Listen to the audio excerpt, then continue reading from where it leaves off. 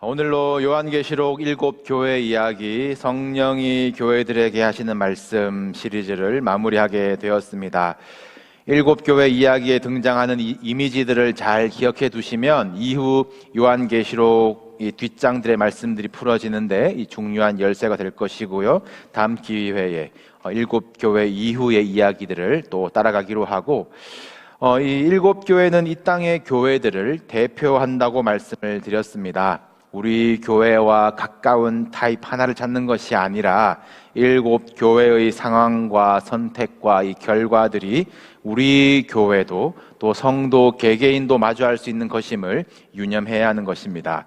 7교회에 말씀하신 칭찬을 목표로 하기보다는 이 칭찬은 우리가 쫓아가는 것이 아니라 이제 따라오도록 해야 되는 것이 되어야 하고요. 이 공부 잘하는 학생은 이 오답 노트를 관리 잘 하잖아요. 이 반면 교사, 이 잘못된 것에서 무엇이 문제였나, 어쩌다 이들이 주님께 책망을 받았나, 나도 혹시 그런 것은 아닌가, 그것이 우리를 바른 길로 가게 하는 주님의 지팡이가 되어야 할 것입니다. 그런 의미에서 오늘 7교회의 이 대미를 장식하는 라오디게아 교회는 과연 마지막 교회는 어떨까? 이 기대가 무색하게끔 이 칭찬은 하나도 못 듣고 이 살벌한 책망과 경고만 들은 교회입니다. 특별히 라오디게아 교회는 우리 교회를 포함하여서 오늘날을 살아가는 이 많은 미지근한 교회들이 새겨 들어야 할 경고의 말씀이에요. 이 쓰디쓴 이 책망의 말씀들이 우리 영혼을 살리는 양약이 되기를, 이 성령께서 교회들에게 하시는 말씀을 듣는 우리 귀 있는 자가 되는 시간이 되기를 주님의 이름으로 축복합니다. 오늘은 특별히 더 이 라오디게아의 이 지리적인 배경에 대한 이해가 중요한 것 같습니다. 이 라오디게아는 바울의 서신에도 한번 언급이 되는데, 이 골로새서에 보시면 이 골로새 그리고 라오디게아, 히에라볼리 요 세 인접한 도시가 이 세트로 묶여지거든요. 골로새 교회에 보낸 편지를 라오디게아에도 전달을 해서 같이 읽으라 라고 권면을 한 장면이 있습니다. 오늘 라오디게아 도시 인근에 이 골로새와 히에라볼리가 있구나 이제 입력해 주시고, 이 지역의 환경은 이제 사진 한 장으로 설명이 잘 될 것 같아요. 우리 사진 한 장 띄워주시겠습니까? 제가 참고로 넣어놨었는데, 네, 이 터키의 이제 유명한 관광지 이제 파묵칼레라고 합니다. 예쁘죠? 예, 불편한 정보인지 모르고 제가 신혼여행을 갔던 장소인데, 이게 히에라볼리에 있고 이제 라오디게아와 이제 골로새에도 이제 멀지 않습니다.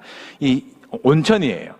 뜨거운 물이 솟아나오는 이제 온천 지역인데 물이 석회수입니다. 석회가 이제 점점 쌓여서 이 지대 자체를 이제 하얗게 덮어버렸어요. 이 뜨거운 온천과 이 석회수라는 이 배경도 이제 기억을 하시면 이따가 우리가 말씀 보실 때에 너가 차지도 뜨겁지도 않다라는 구절과 토하여 버린다라는 표현의 해석이 이제 쉬워질 것이에요. 이제 화면 닫아도 좋겠습니다.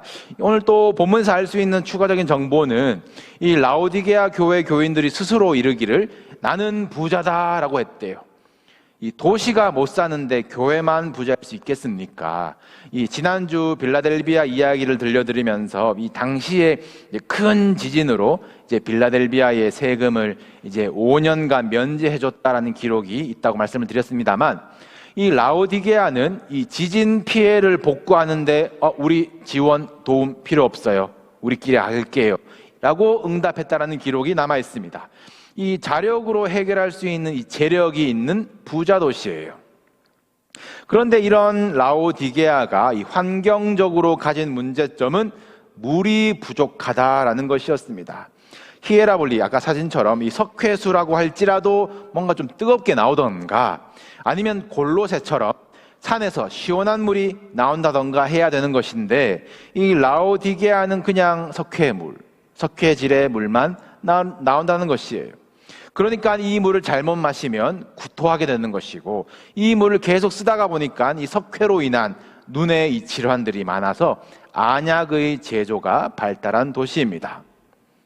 뜨거운 온천은 이 몸을 치료하는 용도로 예전부터 쓰여왔고, 또 시원한 물이야 뭐 말할 것도 없이 이 갈증을 해소해 주는 것인데, 라오디게아는 이도 저도 아닌 물을 가졌어요. 나름 이 물 문제를 해결해 보려고 이제 돈을 씁니다. 아직도 남아있는 그 당시의 이 로마식 수로가 있거든요. 인근의 히에라볼리에서 온천수를 끌어오고, 또 골로새에서 생수를 끌어옵니다. 그런데 문제는 이 도시 간 거리가 한 6, 7마일 정도가 되는데, 온천수가 수로를 타고 오는 동안 더 이상 온천수가 아니죠. 이제 식는 것이고, 또 산에서 나오던 그 시원한 샘물도 이 햇볕 받은 수로 타고 오는 동안 더 이상 시원하지 않습니다. 이 차지도 않고 뜨겁지도 않은 물이 라오디게아에 오는 것이에요. 이러한 도시의 배경이 라오디게아 교회의 영적인 상황과 일치한다라는 말씀입니다. 내가 너의 행위를 아노니 네가 차지도 아니하고 뜨겁지도 아니하도다. 네가 미지근하여서 차든지 뜨겁든지 하지 아니하면 너를 토하여 버리리라. 책망하시는 거예요. 이것을 뭐 뜨겁든지 차든지 신앙생활 할 거면 제대로 믿어라, 아니면 믿지 마라, 미지근할 거면 아예 하지를 마라라는 식으로 이해를 하시면 조금 곤란합니다. 뭐 암만 그렇다고 해도 이 미지근한 온기를 가지고 있는 믿음이 아예 식어버린 차가운 믿음보다 나쁘다고는 할 수는 없거든요. 그런데 오늘 이 본문은 뜨겁든지 차갑든지라는 표현은 이 믿음의 온도를 말하는 것이 아니라 너희의 행위가 뜨겁든지 차든지라고 했어요. 너희의 행위가 하나같이 무익하다라는 의미입니다. 뜨거운 물처럼 이 치유하는, 소생하는 물이 되든지, 시원한 물처럼 갈급함을 해소하는, 이 영원히 목마름을 주지 아니하는 이 생수를 가진 교회가 되어야 하는데, 나 히에라볼리에서 온 온천수야, 나 골로새에서 온 생수야, 이 껍데기는 가졌으나 실상은 이도 저도 아무것도 되지 않는 이 허영만 가진 교회는 마치 석회수를 마신 것처럼 속에서 역겹다. 주님은 그냥 토해버리시겠다고 경고하시는 것입니다. 이 기본인 물이 해결 안 되는 교회인데, 라오디게아 교회의 태도는 어떻습니까? 나 부자야, 나 부요해, 나 부족한 것이 없어. 부족한 것이 없대요. 물이 부족한데. 허영심의 극치 아니겠습니까? 이런 허영심이 구토를 유발하는 행위가 어떤 것인지 알지 못하게 한대요. 속은 곤고하고 가련하고 가난하고 눈멀었고 벌거벗었는데 겉으로는 나는 부자야, 나는 부족한 것이 없다고 스스로를 속이면서 석회가 눈에서 몸에서 점점 쌓여서 굳어져 가고 있는지도 모르는 거예요. 지금 이러한 라오디게아 교회를 진단하고 계신 분이 누구라고 나와 있습니까? 오늘 본문은 주님을 아멘이시요 충성되고 참된 증인이시요 하나님의 창조의 근본이신 이가 이르신다라고 소개를 하고 있습니다. 아멘이시요, 이건 진리라는 뜻입니다. 주님이 진리이십니다. 주님은 충성되고 참된 진실한 증인이십니다. 또 하나님의 창조의 근본이시다. 이 표현을 이 라오디게아 교회가 읽었을 이 골로새서에서 가져왔다라고 하는 학자들이 있습니다. 이 골로새서는 이 주님을 표현을 하기를 만물이 그에게서 창조되었다. 만물이 다 그로 주님으로 말미암고 주님을 위하여 창조되었고 교회의 머리가 되신다. 이분이 하나님의 창조의 근본이신 주님이세요. 주님께서, 교회의 주인께서 진리와 진실과 충성으로 이 라오디게아 교회의 가짜 껍데기, 가짜 부요, 이 허영을 깨뜨리고 계시는 것입니다. 살리시기 위해서 깨뜨리시는 거예요. 그래서 주님은 영적으로 가난하고 벌거벗고 눈먼 것을 고칠 방법을 알려주시기 시작하십니다. 이 처방전이죠. 여기에 필요한 아이템들이 18절에 나오는데요. 이 첫 번째가 불로 연단한 금, 두 번째가 흰옷, 세 번째가 안약입니다. 이도 저도 아닌 이 미지근한 영적 상태를 돌파하기 위해서는 금, 이 돈으로 사는 금이 아니에요. 모든 불순물을 불로 태우는 연단을 받은 금입니다. 그리고 두 번째가 흰옷, 때묻지 아니하고 거룩하게 사는 옷이에요. 세 번째가 안약, 이 영적인 눈, 분별력, 내 행위가 지금 뜨거워야 할지 차가워야 할지 분별력을 가져야 한다는 것입니다. 그런데 이 아이템들을 주님께서 줄게 라고 하시는 것이 아니라 사라 라고 하십니다. 불로 연단한 금을 사서, 흰 옷을 사서, 안약을 사서. 이 거저 얻어지는 금 연단이 아니고, 거저 얻어지는 흰 옷 거룩이 아니고, 거저 얻어지는 안약 분별력이 아닙니다. 사야 합니다. 대가를 지불해야 합니다. 연단의 대가, 거룩의 대가, 분별력의 대가는 불편할 수 있어요. 내가 쥐고 있는 이 껍데기들을 포기해야 할 수도 있습니다. 허영이 벗겨지고 부끄러울 수도 있습니다. 시간과 에너지를 부단히 쏟아서 대가를 치러야 할 수도 있습니다. 그러나 그 영적인 가치를 깨달으시기를 축복합니다. 즐거이 연단의 대가를 치르는 거예요.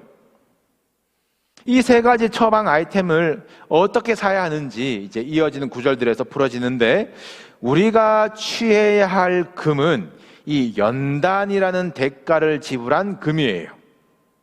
불로 이 불순물을 제거하는 과정, 그 연단을 거친 금입니다. 이 물에 석회라는 불순물이 들어가면 얼마나 역겨운 것이 되는지 몸이 구토로 반응한다고 하죠.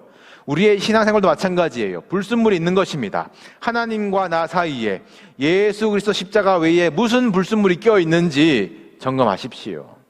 자꾸 무슨 복을 순종의 조건으로, 자꾸 무슨 종교심을 내 만족으로, 자꾸 순전한 말씀을 내 입맛대로 불순물을 내가 섞고 있는 것은 아닌지 여러분 날마다 성령의 불로 태워지시기를 축복합니다.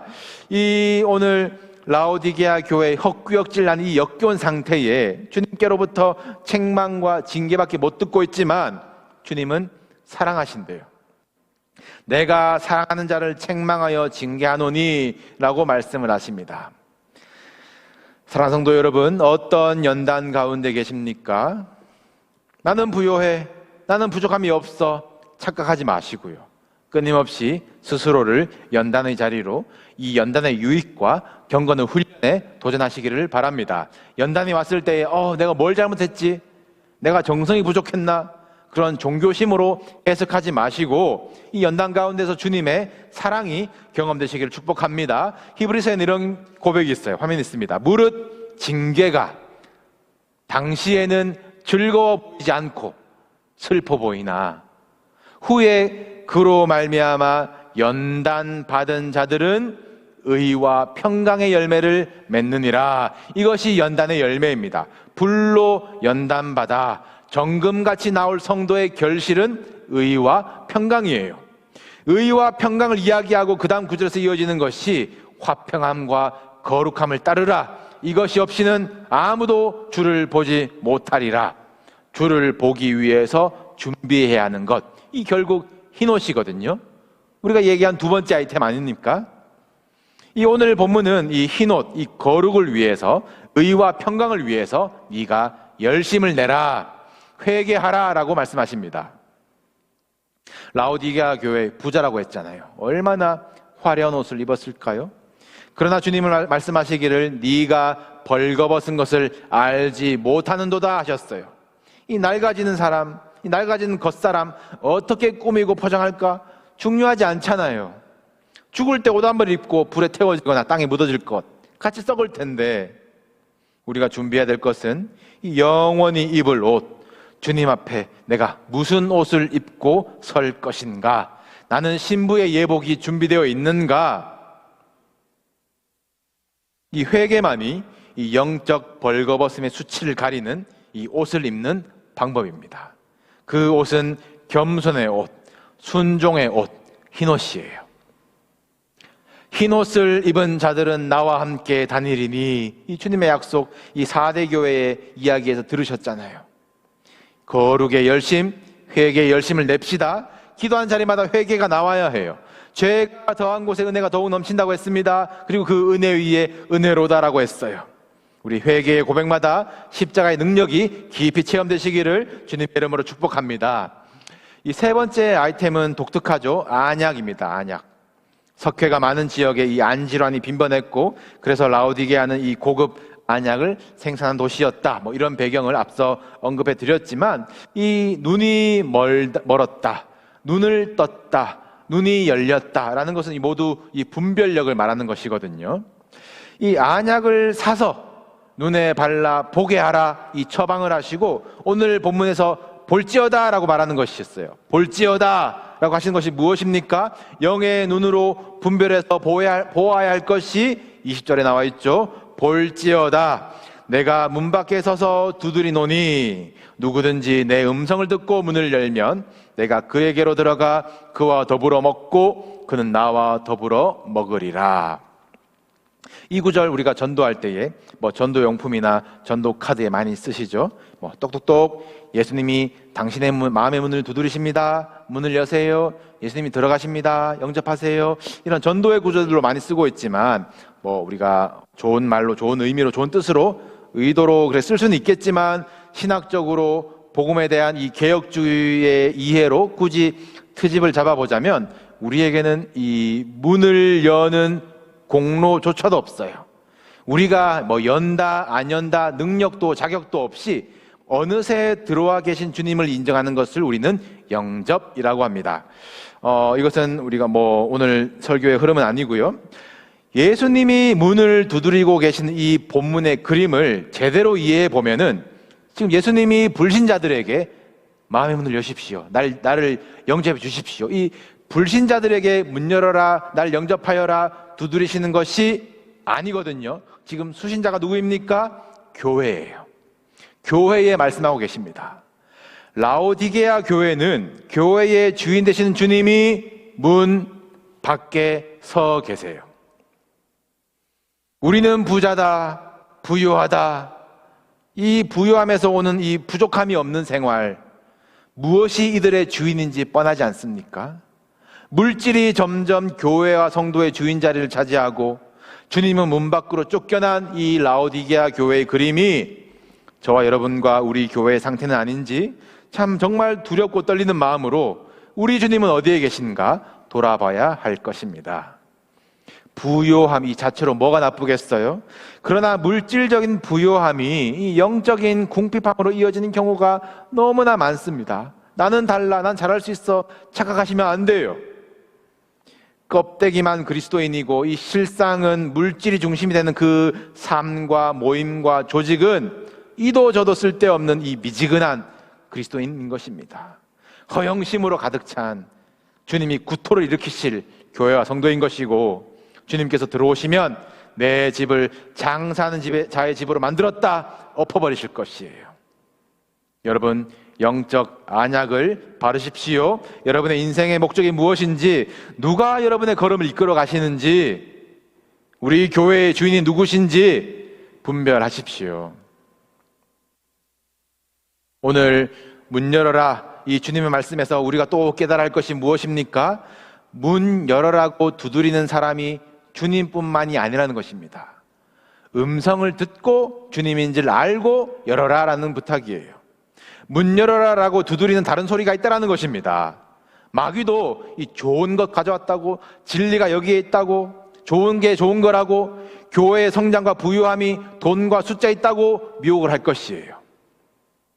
그러나 우리는 주님의 음성을 분별하고 문을 열어야 되겠죠. 그게 그냥 되겠습니까? 끊임없이 연단 가운데로 불순물들, 잡음들을 제거하면서 나를 흰옷으로 겸손하게 복종시켜야 들리는 세미한 소리 아니겠어요? 음성을 들으십시오. 그리고 문을 여십시오. 주님이 우리에게로 들어오시면 주님이 우리와 더불어, 우리는 주님과 더불어 먹으리라. 연합입니다. 연합. 그가 내 안에, 내가 그 안에 거하면 열매를 많이 맺는다 하셨습니다. 우리가 주님 안에, 주님의 말이 우리 안에 거하면 우리가 무엇이든지 원하는 대로 구하라. 그리하면 이루리라. 이것이 세상에서 나는 부자다 착각하는 사람들과 비교할 수 없는 이 영적 풍요예요. 사랑하는 성도 여러분, 이깁시다. 이긴 자들 됩시다. 우리의 심령에, 우리의 교회에 주님 앉으실 보좌를 내어드리고 뜨거운 열심으로 주님을 기쁘시게 하고 또 차가운 시원한 생기로 주님의 마음을 시원하게 하는 교회가 되기를 소원합니다. 뜨겁지도 아니하고 차갑지도 아니한 그저 그런 미지근한 신앙생활 깨뜨리십시오. 귀 있는 자는 성령이 교회들에게 하시는 말씀을 들을지어다. 오늘 우리에게 주시는 말씀입니다. 연단 받기를 기뻐하면서 금을 차지하고 거룩하고 구별된 삶으로 흰옷을 입으며 이 영적 안약을 발라서 분별력을 가진 우리 성도님들, 우리 교회 되기를 주님의 이름으로 축복합니다.